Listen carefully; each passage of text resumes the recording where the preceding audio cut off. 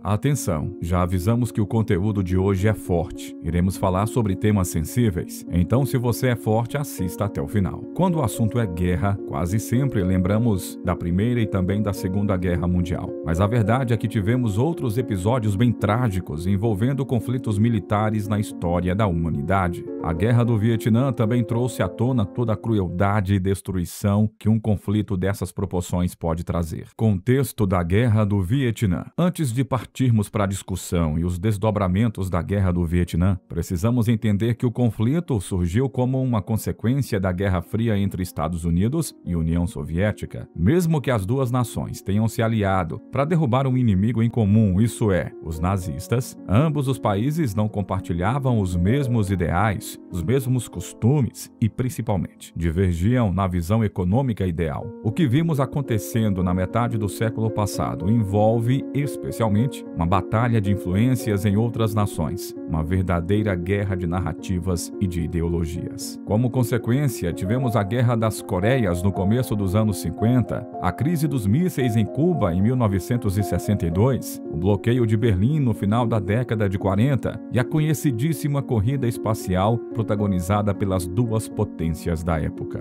Dito isso, agora fica bem mais fácil de compreendermos o interesse dos Estados Unidos em evitar que mais uma nação, no caso estamos falando do Vietnã, se tornasse um adepto da causa comunista. A ideia era reduzir ao máximo a influência socialista russa em países de interesse norte-americano. A Guerra do Vietnã aconteceu entre os anos de 1955 e 1975, mas foi na década de 60 que ela envolveu fortemente as tropas enviadas pelos Estados Unidos e as forças comunistas que estavam no país asiático. O conflito era agressivo, desgastante. Vários jovens soldados norte-americanos eram enviados para uma espécie de combate sem volta, sem regras e também sem escrúpulos. O conflito é recheado de controvérsias e discussões sobre honra que perduram até os dias de hoje. Muitos falam que tudo o que ocorreu era natural, pois foi uma defesa dos interesses da população do Vietnã do Sul contra uma agressão da ala comunista do Norte. Uma outra parte diz que foi uma guerra motivada pela mentalidade imperialista estadunidense e por toda a histeria anticomunista naquele contexto da Guerra Fria.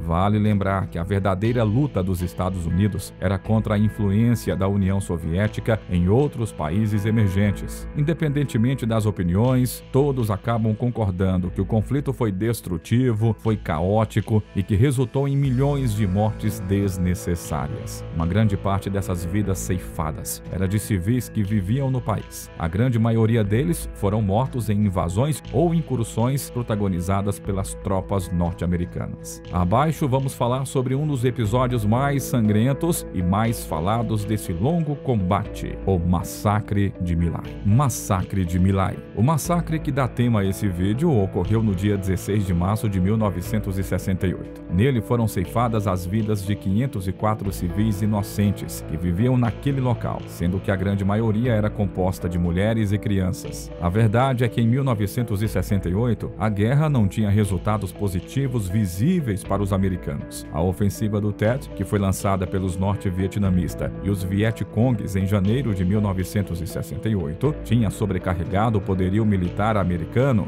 e abalou a moral do país em todo o exterior. Para tentar recuperar o controle do inimigo nesse combate, os militares americanos decidiram lançar uma série de contraofensivas para repelir os comunistas. Um dos grandes alvos desses ataques era a província de Quang Ngai, especialmente a vila chamada de Song Mi. O local era composto por diversos vilarejos menores, incluindo o de My Lai. My Lai acabou se tornando o nome mais famoso de toda a vila, mas o local também era apelidado de Pinkville por conta da simpatia dos seus habitantes pelo comunismo.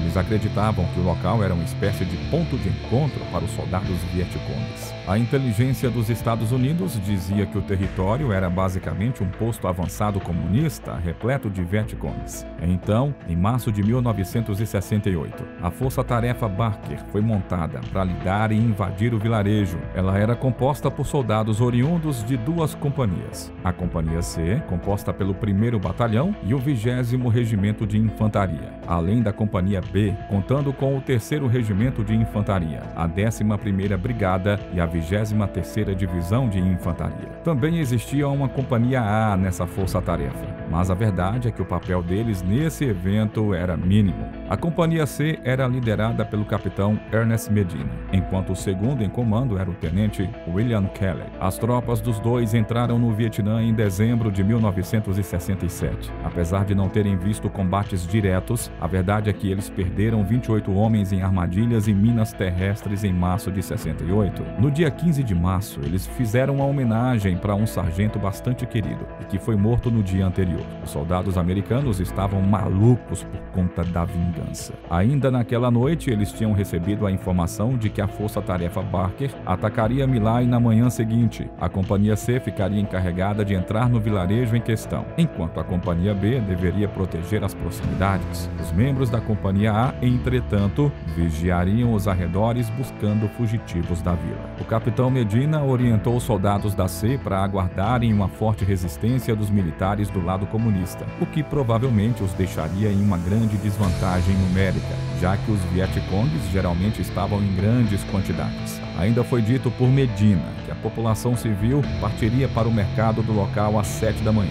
Então, todos que permanecessem ali tinham que ser considerados como inimigos. Não se sabe muito bem o que aconteceu nesse briefing militar. Alguns soldados alegaram que questionaram ao capitão Medina o que eles deveriam fazer caso encontrassem mulheres ou crianças no local. As suas ordens teriam sido para que eles matassem a todos aqueles que fossem combatentes ou simplesmente suspeitos de serem membros dos grupos inimigos que eles encontrassem por ali. Um soldado chegou a afirmar que Medina disse: "Eles são todos EVC, ou seja, Vietcongues. Agora vá buscá-los." Outro militar disse que o capitão soltou as seguintes palavras: "Qualquer um que esteja fugindo de nós, se escondendo de nós ou pareça ser o inimigo, se um homem estiver correndo, atire nele. Às vezes, mesmo que uma mulher com um rifle esteja correndo, atire nela." E por mais macabro e assustador que todo esse processo pareça, a verdade é que não era algo tão incomum na época. Muitos militares e outros observadores acabavam notando toda essa atitude casual e corriqueira de violência contra civis por parte dos soldados norte-americanos. As contagens de corpos era o que reinava na Guerra do Vietnã. O número significava que a unidade de combate responsável pelas mortes era eficaz e acabava se tornando mais querida pelos comandantes. Por conta disso, era bem comum que as baixas civis fossem contadas entre os mortos inimigos. Independente do que fosse dito, os soldados sabiam o que isso significava. O fuzileiro Varnard Simpson lembrou-se do briefing anos depois. Disse que sabia o que eles estavam sendo enviados para fazer. "Nós fomos orientados para não deixar nada em pé. Nós fizemos o que nos foi dito, independente de serem civis." E antes de seguirmos em frente, eu quero ter certeza de que você está conosco até aqui. Comente a frase "Quero mais histórias". É super rápido e assim você ajuda no alcance do nosso vídeo e ainda poderá ser fixado nos comentários demonstrando a sua presença. O massacre foi a sangue frio. Às 7h24 da manhã do dia 16 de março, a artilharia destruiu a paz dos vietnamitas. Basicamente, houve uma chuva de granadas sobre uma população civil indefesa, desavisada e completamente desarmada. Entre 7h30 e 7h37, a Companhia C foi inserida nos arredores de My Lai através de helicópteros. Nas proximidades, uma tripulação de um dos helicópteros enfrentava 4 pessoas, que supostamente eram combatentes e que estavam fora da vila. A verdade é que eles eram os únicos potenciais combatentes encontrados pelos norte-americanos. A inteligência dos Estados Unidos havia cometido um grande erro. Afinal, não foram encontrados membros das tropas inimigas no local. Apenas uma arma foi recuperada de toda a vila, mas os civis também não foram ao mercado, como tinha sido dito no briefing. Eles estavam abalados pelo bombardeamento e acabaram acolhendo cautelosamente as tropas americanas. Os soldados prenderam esses civis e reuniram eles em espaços que ficavam ao redor daquela aldeia. Os residentes de My Lai pareciam não ter a mínima ideia do que estava acontecendo e o que viria a seguir. Os relatos variam, mas aparentemente um dos soldados norte-americanos teria esfaqueado um dos civis com uma baioneta, tudo sem aviso prévio. Rapidamente, os outros invasores seguiram o seu exemplo. Tiros começaram a ser disparados separados. Gritos e explosões eram vistos e ouvidos em toda a vila. Era o início de um verdadeiro massacre. Os americanos agiram sem qualquer misericórdia. Eles jogaram granadas em abrigos para que os civis recolhidos morressem, atiravam em qualquer pessoa que encontrassem, os atingiam com as lanças das baionetas e até queimavam aqueles que estavam dentro das casas. Ninguém foi poupado. Um dos soldados lembrou-se de ter visto as mulheres se jogando em cima de seus filhos para que pudessem protegê-los, mas os militares atiraram nas mães e executaram as crianças logo na sequência. Até mesmo lançadores de granadas foram utilizados em alguns grupos de civis para que a matança fosse mais eficiente. A Companhia B pousou 45 minutos depois da C. Mesmo que eles tenham tido uma menor participação no massacre, a verdade é que eles também contribuíram com essa atrocidade toda. Acredita-se que os soldados da B tenham assassinado entre 60 a 155 pessoas nas horas seguintes. Um grupo que tinha entre 20 e 50 civis foi levado a uma estrada de terra perto de My Lai. Lá eles foram executados em massa.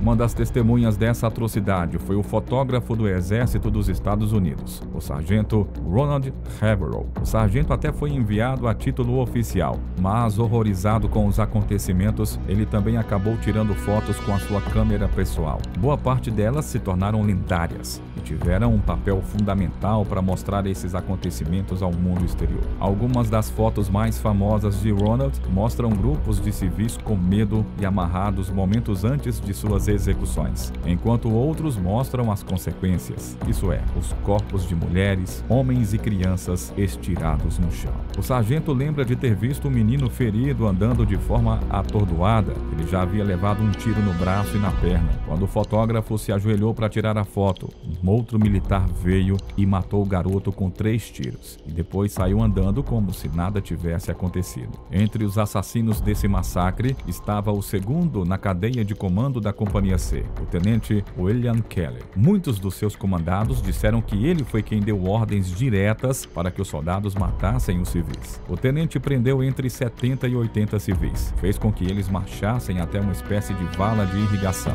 e ordenou que os seus homens os executassem. Ele também sujou as mãos com sangue inocente, colocando seu fuzil em modo automático e atirando até que todas aquelas pessoas estivessem mortas. Casos de abuso. Acreditem, os assassinatos a sangue frio nem foram a pior parte. Existem relatos de abusos sexuais cometidos pelos soldados invasores contra as mulheres do vilarejo. Alguns falam que cerca de 20 mulheres e garotas sofreram com isso, mas é provável que muitos outros casos tenham acontecido sem o devido conhecimento. Um dos casos mais absurdos que chegou ao conhecimento do público envolveu uma mulher que foi abusada logo após o soldado atirar em seus filhos. Muitos desses crimes bárbaros foram cometidos contra garotas que tinham menos de 18 anos de idade, o que é ainda mais absurdo e revoltante. O massacre não foi rápido. A verdade é que a força-tarefa durou por horas. Um dos especialistas do exército norte-americano, Bernard Simpson, disse que pessoalmente ele havia assassinado ou mutilado 25 pessoas.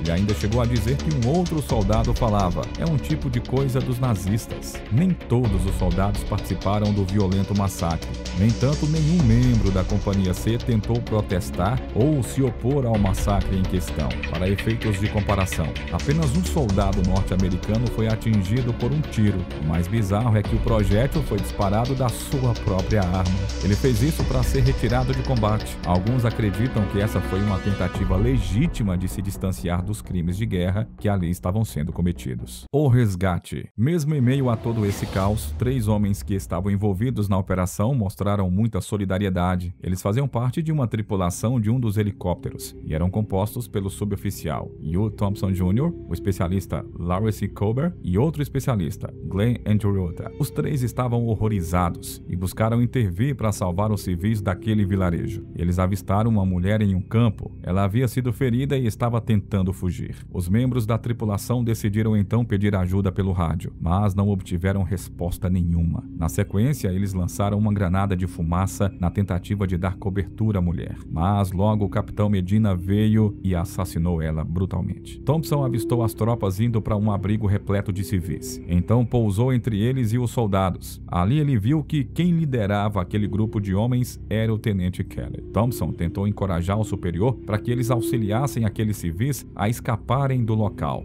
mas Kelly disse que eles deveriam matar a todos. Vendo como as coisas estavam, Thompson e seu grupo decidiram agir por conta própria, sem a necessidade de ordens de superiores, e começaram então o processo de evacuação dos civis. O suboficial disse que se algum soldado americano tentasse impedir esse resgate, Kirby deveria atirar neles. Felizmente, ninguém interviu. A tripulação conseguiu salvar em torno de 12 civis. Glenn até chegou a pular naquela vala de irrigação citada anteriormente, que estava repleta de cadáveres, para salvar uma criança indefesa de apenas 4 anos. Essas vidas foram salvas, mas infelizmente o número de mortes foi muito maior. As autoridades vietnamitas relataram que cerca de 504 habitantes do vilarejo foram mortos. Os americanos dizem que as vítimas chegaram a 347, independentemente de quem estiver certo. Nada disso é justificável, principalmente se considerarmos que a maior parte dessas vidas ceifadas eram de mulheres e de crianças. Cerca de 17 mulheres que morreram no massacre estavam grávidas, enquanto 56 das crianças mortas eram apenas bebês. Quanto aos homens que morreram, quase metade deles tinha 60 anos de idade, e a maior parte dos outros já estavam muito velhos ou muito doentes para oferecer algum tipo de perigo. Apenas 4 soldados vietcongues foram mortos em combate. O pior é que nem dentro do vilarejo eles estavam, mas sim nos arredores do local. As investigações e as consequências. Bom, quando Thompson e sua tripulação voltaram à base, eles imediatamente contaram tudo aos superiores, falando sobre o assassinato em massa. Ele descreveu os atos bárbaros e violentos dos soldados que amarravam e atiravam nos civis. Logo, esses relatórios subiram na cadeia de comando norte-americana. Eventualmente, as informações chegaram ao coronel Oran Henderson. Ele entrevistou Thompson, mas a esperança de que a justiça seria feita contra os invasores logo foram anuladas. Os relatórios oficiais da Força Tarefa Burke afirmavam que eles haviam assassinado 128 vietcongues, ou seja, não tinha nenhuma menção ao massacre de civis. O comando acabou escolhendo acreditar e abraçar a versão oficial. Até recomendaram que o capitão Medina recebesse uma promoção, mesmo com a entrevista de Thompson. O general William Westmoreland, que comandava a McVie, chegou a enviar uma mensagem de felicitações à Companhia C. Até os jornais militares relataram com orgulho sobre o sucesso da campanha contra uma vila supostamente cheia de soldados inimigos. Felizmente, nem todos acreditaram na história oficial. Uma investigação inicial feita pelos militares concluiu que 20 civis haviam sido mortos, a maioria deles pela barragem de artilharia inicial. Enquanto a verdade não era segredo para os soldados da Companhia C, eles se gabavam de como tinham matado centenas de civis. Uma das pessoas que logo soube disso foi o especialista Ron Wadenauer, já que ele sobrevoou o vilarejo e viu as valas entupidas com cadáveres de civis. Mesmo com todas essas evidências, demoraram-se alguns meses para que algo pudesse ter sido feito. No final de 1968, Tong Li escreveu uma carta endereçada às autoridades militares. Nela, ele descrevia uma epidemia de violência contra civis no Vietnã. Mesmo que o acontecimento de My Lai não esteja mencionado na carta, acabou ficando implícito que fazia parte de um padrão mais amplo da violência norte-americana contra os populares do país asiático. Cully Powell foi designado para investigar essas alegações no final de 68, mas ele concluiu que as acusações eram exageradas. Mais tarde, ele se tornou secretário de Estado durante o governo de Bush. Ele teve um papel crucial na conhecida guerra contra o terrorismo, que foi também protagonizada pelos Estados Unidos. Ali ficava cada vez mais claro que os militares dos Estados Unidos aparentavam tentar esconder ou reduzir o massacre que havia sido cometido. Ao deixar o exército, Robert Wadenauer se juntou ao coro daqueles que clamavam por uma investigação mais aprofundada. Ele foi o responsável por diversas cartas endereçadas ao presidente da época, Richard Nixon, ao Pentágono e até aos congressistas. Todas as cartas buscavam expor o massacre brutal que havia acontecido no Vietnã, mas nenhum deles respondeu. Com todas as evidências e tantas vozes se juntando ao coro, os militares já começavam a ter dificuldades em ignorar as mortes dos civis em My Lai. Então, em setembro de 1969, eles acusaram, ainda que de forma silenciosa, o tenente Kelly com 6 acusações de assassinato. Um dos homens que não deixou essa história ser deixada de lado foi o jornalista Seymour Hersh. Ele estava ciente de todas as acusações envolvendo o ataque ao vilarejo. Até que em 13 de novembro de 1969, ele publicou publicou um artigo falando sobre o massacre e expondo o processo militar envolvendo o tenente Kelly. E você se lembra que falamos aqui das fotos do sargento Haverhill, não se lembra? Então, ele compartilhou as suas fotos com a revista Lifetime. Elas foram fundamentais para revelar que os soldados dos Estados Unidos haviam assassinado brutalmente diversos civis e que haviam tentado encobrir os seus rastros. As revelações foram chocantes e destruíram a confiança do público.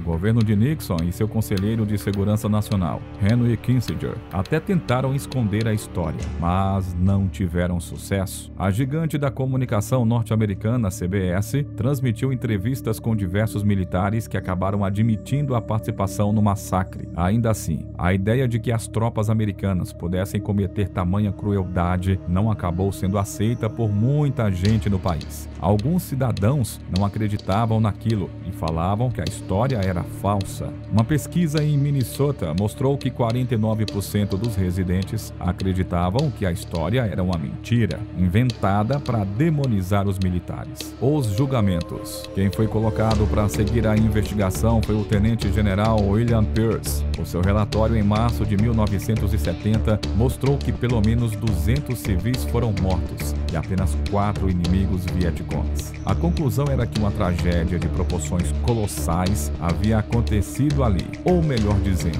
havia sido cometida. 26 soldados foram acusados, sendo 4 oficiais, incluindo Kelly, além de 9 homens alistados e que receberam acusações relacionadas ao massacre, enquanto que outros 12 foram considerados responsáveis por encobrir os acontecimentos. O absurdo é que dos 25 acusados, apenas 5 foram a julgamento e 4 deles foram absolvidos. No dia 29 de março de 1971, o tenente Kelly foi condenado à prisão perpétua por matar pelo menos 22 civis inocentes, basicamente sendo o único dos envolvidos diretamente com o massacre de My Lai a receber tal sentença. Kelly não demonstrou nenhum remorso, disse que só seguia ordens. Ele permanecia defendendo que os habitantes de My Lai eram os seus inimigos. Ele disse assim: "Quando ficou entre mim e meus inimigos, eu tinha que valorizar a vida das minhas tropas. E eu sinto que esse foi o único crime que cometi." Reações das acusações. As reações do público após os julgamentos ainda eram mistas. Alguns ainda acreditavam que as acusações eram falsas. Outros continuavam defendendo que tudo o que ocorreu era justificado. Uma pesquisa mostrou que 79% dos norte-americanos não concordavam com a sentença de Kelly. Uma parcela da população até chegou a dizer que ele não deveria ter recebido nenhum tipo de acusação. Logo após a sentença de Kelly, o presidente Nixon interferiu e mudou a prisão do militar para prisão domiciliar. Em 1974, ele recebeu perdão total, mesmo que tivesse cumprido apenas 3 anos e meio da sua sentença inicial. Já por outro lado, as ações heróicas de Thompson, Colbert e Andreotti foram ignoradas durante muitos anos. Thompson até recebeu a distinta Cruz Voadora por resgatar civis de uma zona de combate. Os outros 2 membros da tripulação receberam a Estrela de Bronze. Os comandantes de Thompson acabaram mentindo sobre os acontecimentos em uma tentativa de encobrir o massacre, e ele acabou ficando enojado. Andreotti foi morto em combate no final daquele ano e nunca viu a justiça sendo feita pelo massacre de My Lai. Em 1998, 30 anos após os acontecimentos do Vietnã, Thompson e Colbert receberam a medalha de soldado, a mais alta honraria recebida por ações fora de combate. A tripulação ainda teve a chance de visitar o vilarejo de My Lai e reencontrar as pessoas que eles salvaram naquele dia. Mesmo assim,